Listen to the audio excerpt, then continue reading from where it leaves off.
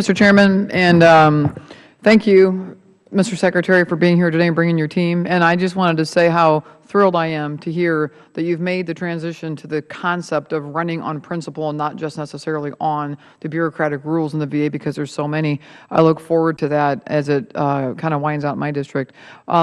Ms. Counsel, not to leave you out, I've been interested in this issue with IT since I've been here in Congress, and I'm just curious. You're asking for, the VA is requesting $4.2 billion for cutting-edge information technology. I've heard that probably 3 times since I've been here, of the additional billions of dollars that have to go into this new cutting-edge technology. My first question is just quickly, how much of that money is going to be kept for just maintaining the legacy systems we have, and then how much of that is actually being carved out for new cutting-edge technology? I don't have the breakdown, but I will get that to you. What I will tell you is we have a large legacy issue that we need to address. We are increasing our spend on security to $370 million, fully funding and fully resourcing our security capability. In addition, we're putting in well over $50 million in creating a data management backbone that we didn't have, and we've added 5 new functions within the organization that will modernize the IT organization. Let me ask you this just quickly.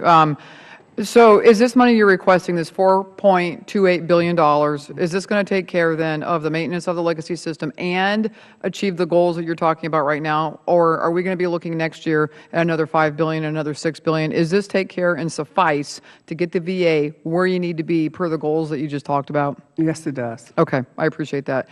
And Secretary McDonald, I just wanted to again bring you up to speed with what's happening in the state of Indiana. And I'm again asking that you come and visit our Northern Indiana VISN. You know, 2 of the things that continue to be an issue, and for as fast as you're working to reform these things and for the footsteps that we're taking forward on reform, and we are, and I appreciate that.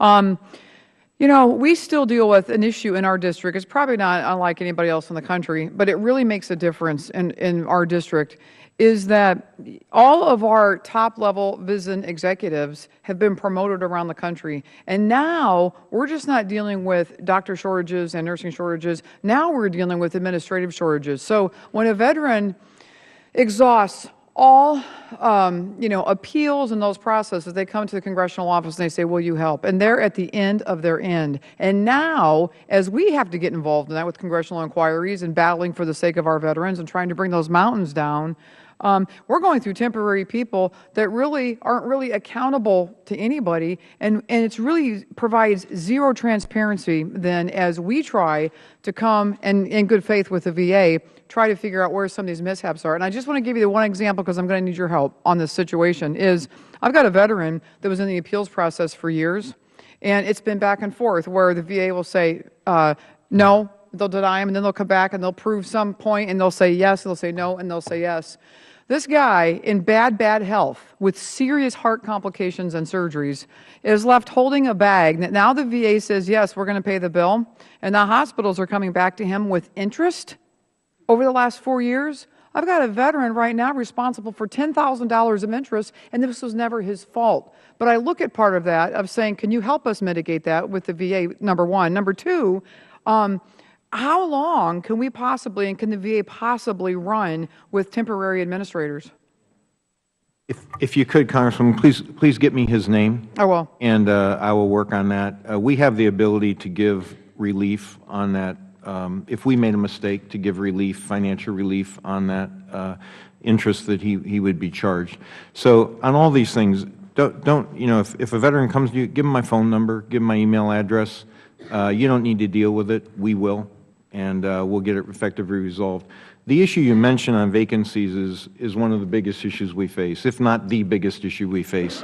It's ironic that when I talk to our organization, and I do that a lot, because whenever I go anywhere, I do a town hall meeting, they tell me that people don't want to join VA because it's a maligned organization and everybody's being fired. And then I come and sit in front of you and you tell me nobody's being fired. And the truth, of course, is somewhere in the middle.